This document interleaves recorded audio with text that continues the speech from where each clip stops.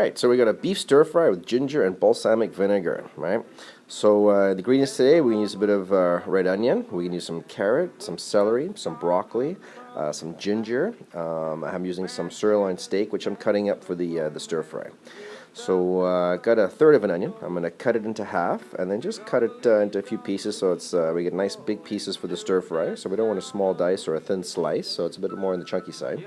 The carrot, what I'm going to do is cut it in half and then just slice it lengthways. Gives it a nice kind of presentation look for the stir fry. So we're just going to chop along the carrot, give it a quick slice with our precision series knives, and I'm going to cut the celery and the broccoli stem in the same fashion. So everything's kind of uniform and it's going to look nice in the stir fry. So we get the celery, just give it a quick slice with a knife, slice it all up nice and evenly, and get the broccoli in the go as well. Now with the broccoli, a nice easy way to cut it to get your florets is I just cut right, you look here, right along underneath the florets, and they just kind of fall apart. And he's got a couple pieces to slice open. Now when I slice my broccoli, I slice halfway and give it a pull. That way it kind of holds the shape and it looks a bit nicer in the dish as for your presentation. Broccoli stems are fantastic. They have such a great flavor. You can peel them. I'm just going to give the skin a quick slice here. Take the skin right off the broccoli.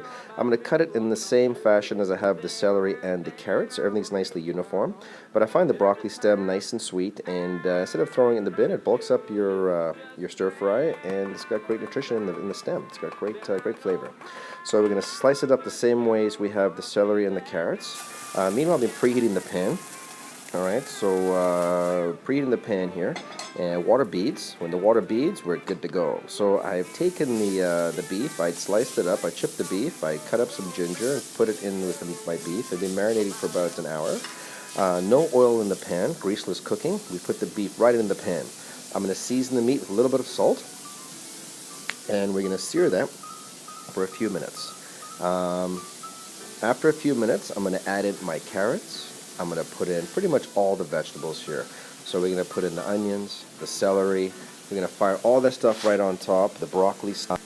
We're going to let that cook for a couple minutes. I get everything with the broccoli, everything right in there, lid on. When the steam comes out of the vent, then what I'm going to do is give it a quick stir around, and we're going to add in some black bean sauce, about a tablespoon of black bean sauce. I'm going to add in about a tablespoon of balsamic vinegar. Right? So you can see the meat's not 100% cooked at this point, so we give it a good stir. The bottom part of the meat's all nicely browned. Nice heaping tablespoon of black bean sauce. And this balsamic glaze is really nice. It's a really thick vinegar, and use it in a lot of cooking. It gives it a nice flavor to the stir fry, a little bit different. So we put the sauces in, give them a quick mix, nothing sticking to the bottom of the pan. Nice, healthy, happy cooking. So nice beef stir fry using no oil. So I have this on the medium-high heat at this point. Now what I'm going to do is I'm going to add in a little bit of beef broth. Give it a little bit of a sauciness, right? We still have it on that medium-high heat. Put the lid on. As soon as the steam comes out of the vent, I'm going to put in my shirataki noodles, which is tofu, and very nice and light. And this tofu product's great because whenever you put it into whatever you're cooking with, it'll absorb the flavors. So it really picks up a nice flavor and absorbs some of the moisture. When the steam comes off again, nicely done, everything's good to go, right? So if you saw the clock on my stove here, the entire cooking time for this dish was only 8 minutes. So happy cooking. From Kitchen Charm Canada.